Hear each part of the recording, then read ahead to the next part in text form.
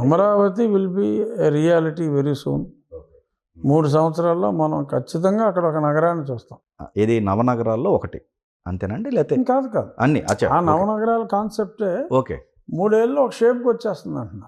Okay okay doubt లేదు. So ఇక్కడ వీళ్ళు డ్యామేజ్ చేసిన వాటిలో ఇప్పుడు పోలవరం తీసుకుంటే ఇప్పుడు డయాఫ్రమ్ వాల్ ఏదైతే ఉందో మళ్ళీ అది ఫస్ట్ నుంచి మళ్ళీ మొదలు పెట్టాలి, కొత్తది చేయాలి. దానికి 1000 కోట్లు చెప్పారు కదా, అవుతుంది ఎక్స్ట్రా. సో ఆల్మోస్ట్ ప్రీవియస్ ఇక్కడ అక్కడ కంప్లీట్ నాశనం చేశారు అయితే విధ్వంసం.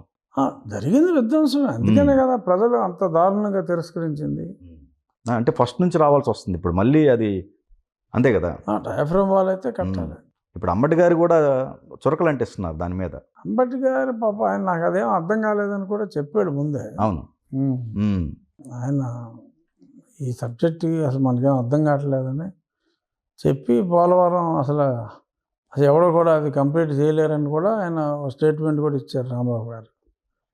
నిన్న బాబు గారు అంతా రివ్యూ చేసి కాంట్రాక్టర్లతో మాట్లాడి అన్నీ పాయింట్ బై పాయింట్ వెళ్ళి ఆయన 26 డిసెంబర్కి